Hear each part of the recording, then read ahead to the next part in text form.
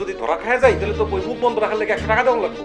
না না, 100 টাকা আজকাল হবো না, তুমি আমার 200 টাকা দিও। হ্যাঁ এই বুবু, আমি তো আর দুলাভাইয়ের মতো কিপটা না, তাই না? আমার তো একটু বেশি টাকা দেওয়াই লাগবো। হ্যাঁ যা ইচ্ছা তাই কর। মা, বুবু লজ্জা পাইছে, দেখো দেখো লজ্জা পাইছে। আচ্ছা মা, তুমি আমার 200 টাকা দাও। আচ্ছা বাবা দিমু, সব হইব, তুই খালি মাথাটা ঠান্ডা রাখ বাবা। আমার মাথা তো ঠান্ডাই আছে, নাকি গরম হয়ে গেছে গা? ও আচ্ছা মা, তাহলে আমার হেলমেট ফ্যানটা দাও, ওটা দিয়ে মাথা ঠান্ডা। না না না, হেলমেট ফ্যান ছাড়লে তো ওই চার্জ শেষ হয়ে যাবো গা। তুমি এক কাজ করো, তুমি আমার মাথায় পানি দিয়ে দাও। পানি নিয়ে এসো, পানি নিয়ে এসো। আচ্ছা আচ্ছা আচ্ছা, আমি আনতেছি আনতেছি। এই বুবু, তোরও কি মাথা গরম হয়ে গেছে নাকি? তুইও মতন পানি দে। আচ্ছা বদুল, বদুল ভাই, তুমি মোর সাথে এমন কেন করো? কিসের পিন্নি করো? কেন করো? কি জন্য? আমি এইগুলা কেন করি, কিসের জন্য করি বুঝেন না? আপনি যে মাস্টার মানুষ, সেই বুদ্ধি আপনার মাথায় নাই। আচ্ছা যাও, আর কষ্ট যা করে কষ্ট, তুমি ওকে কথা দাও ভাই, আর সব করবা না, আর করিও না প্লিজ। আর তোদের লাস্ট কি কোন আশায় করুন? শোনো, মাওলানা সাহেব আমাকে একটা কথা বলছে যে কারোর সাথে খারাপ ব্যবহার করতে নাই, যাতে করে নিজেও ভালো থাকা যায়, অন্যজনকে ভালো রাখা যায়। বদুল, বদুল ভাই, তোমার সাথে এখন আমার ফ্রেন্ড রিলেশন, তুমি আমার ফ্রেন্ড, আমরা বন্ধু, আমরা একজন আরেকজনের বন্ধু হয়ে গেছি। বন্ধু, ফ্রেন্ডলি,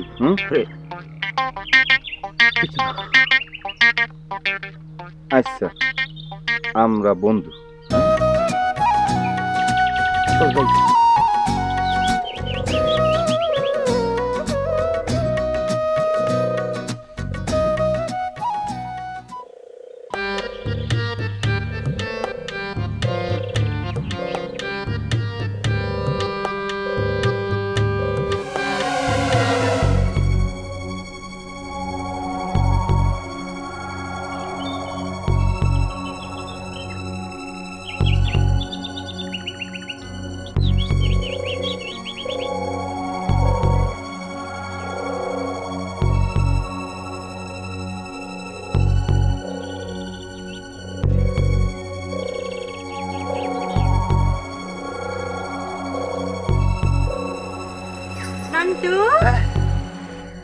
আমারে দেখ কেন তুমি পলাইছো কেন?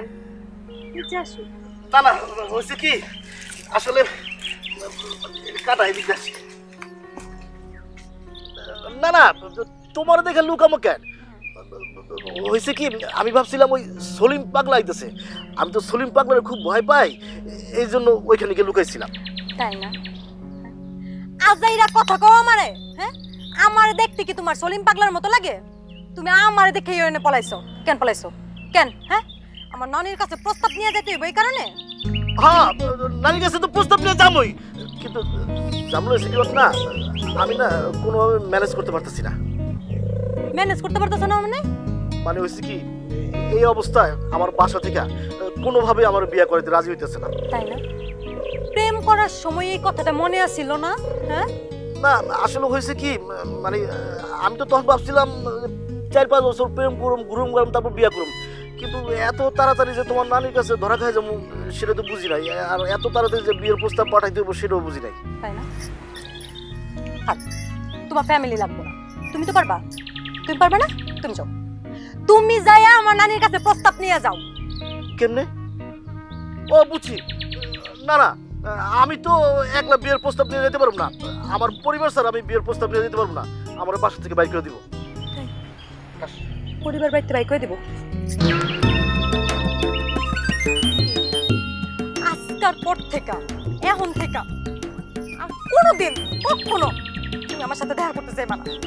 ফালতু ছেড়াদানি করতে এসেছে প্রেম।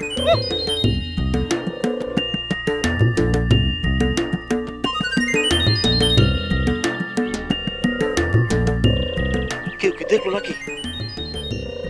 না, মনে হয় দেখা নাই। আল্লাহ, মানির মনে আল্লাহ বাঁচাইছে। ওরে মারে, অনেক লাগছে। আমি কি এত বড় বোঝা হয়ে গেছি তোমাদের জন্য যে যৌতুক দিয়ে তোমাদের আমার বিয়া দিতে হইব? আর এই কথাটা তোমরা গোপন করলা কেন?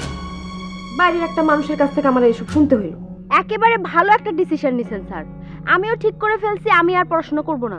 আজকে নামগো কুসুমদের গ্রামে যাওয়ার কথা তোর মনে নাই? আমি তো যাইতে পারব না। কেন?